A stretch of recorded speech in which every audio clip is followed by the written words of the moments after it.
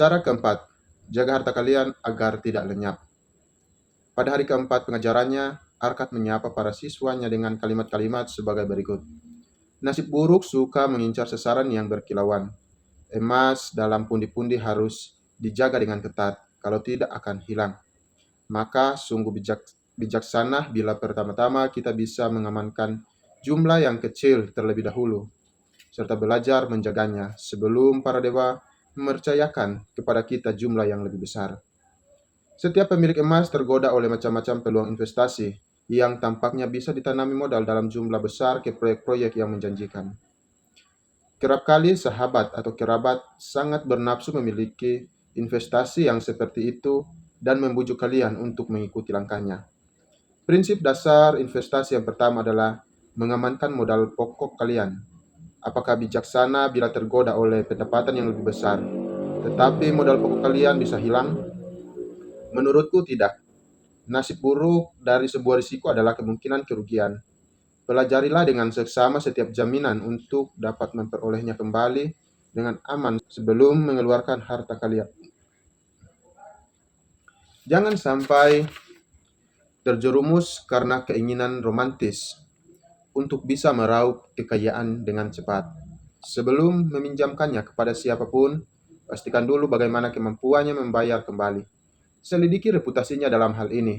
Jangan sampai terjebak memberinya hadiah begitu saja dari harta yang kalian peroleh dengan susah payah. Karena itu sebelum kalian mempercayakan investasi apapun dalam bidang apapun, kenalilah bahaya-bahaya yang dapat mengikutinya. Dulu investasiku yang pertama merupakan sebuah tragedi.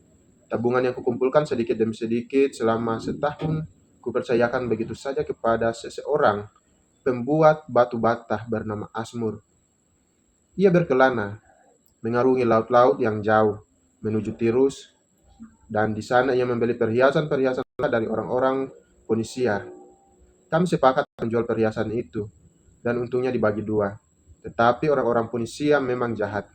Mereka menjual pecahan-pecahan kaca kepadanya. Hartaku hilang percuma. Sekarang, berkat latihan, aku dapat segera melihat betapa bodohnya mempercayakan uang kepada pembuat batu bata untuk membeli perhiasan. Karena itu, berdasarkan pengalamanku sendiri, kunasihati kalian. Sebelum cukup pengalaman, jangan terlalu mempercayai kebijaksanaan kalian dalam urusan investasi, agar tidak mengalami kegagalan. Jauh lebih baik meminta nasihat dari mereka yang berpengalaman, memutar uang untuk mendapatkan untung. Nasihat demikian dapat diberikan secara gratis kepada yang meminta, padahal sesungguhnya nilainya sebanding dengan nilai emas yang hendak kalian investasikan. Begitulah nilai nasihat ini, bahkan lebih besar lagi bila memang menyelamatkan kalian dari kerugian. Karena itu, inilah cara keempat untuk membuat pundi-pundi yang kempes menjadi gembung. Ini penting sekali kalau kalian ingin mencegah pundi-pundi jadi kosong kembali ketika telah terisi.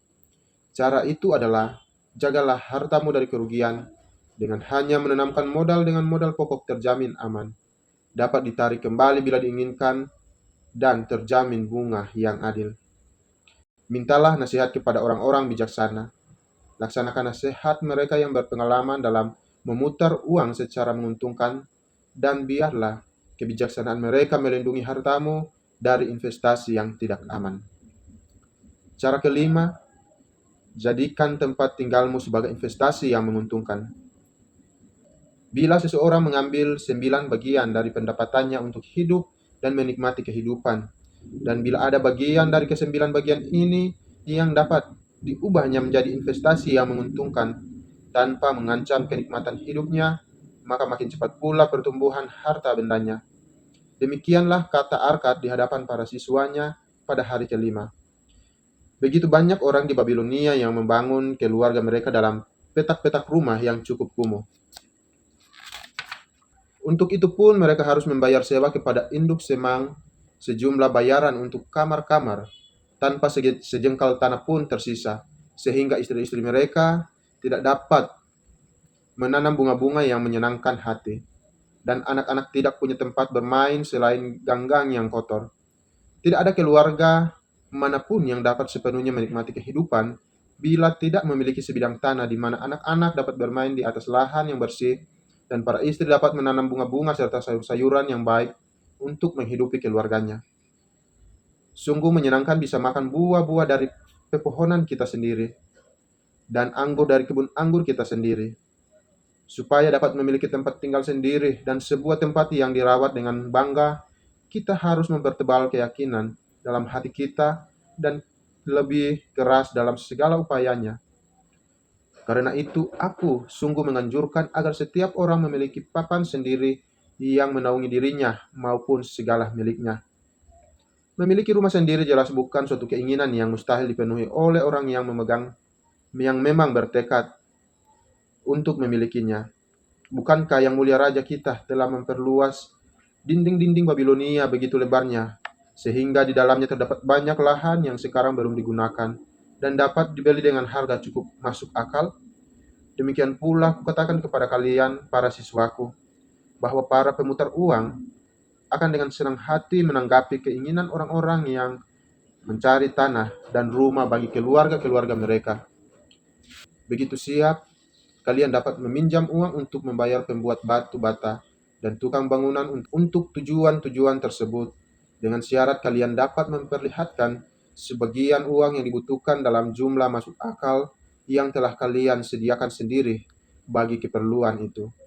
Lantas, bila rumah telah dibangun, kalian dapat membayar pemutar uang itu dengan cicilan secara teratur yang kalian lakukan terhadap induk semang. Karena setiap pembayar cicilan akan mengurangi besarnya utang kepada pemutar uang, dalam beberapa tahun uang itu akan lunas. Dengan begitu hati kalian akan riang gembira karena akan memiliki hak atas harta benda yang berharga. Dan selanjutnya yang diminta dari kalian tinggal pajak kepada raja. Istri kalian pun akan lebih sering pergi ke sungai untuk mencuci jubah-jubah kalian. Dan setiap kali pulang ia dapat membawa sekantung kulit kambing berisi air untuk menyirami tetumbuhan.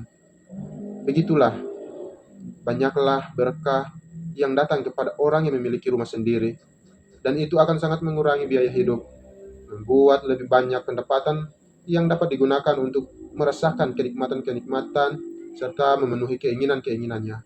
Karena itu, inilah cara kelima untuk membuat pundi-pundi yang kempes menjadi gembung. Milikilah rumah sendiri. Cara keenam, buatlah pendapatan di masa depan terjamin. Kehidupan setiap orang terus maju dari masa kanak-kanak menuju usia lanjut.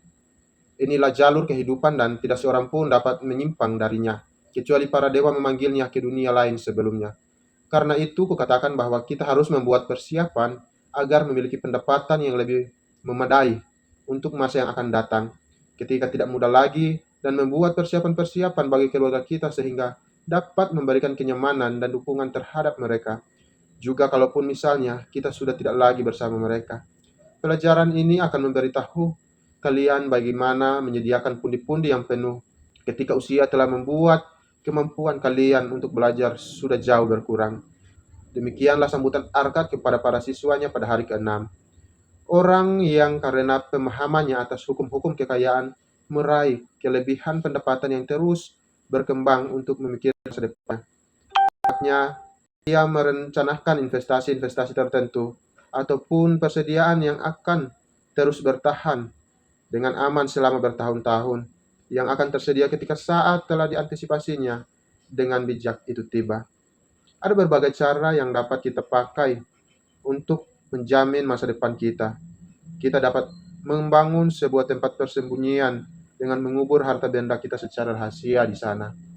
Namun, betapapun mahirnya kita menyembunyikan hartanya, harta itu selalu bisa menjadi incaran pencuri.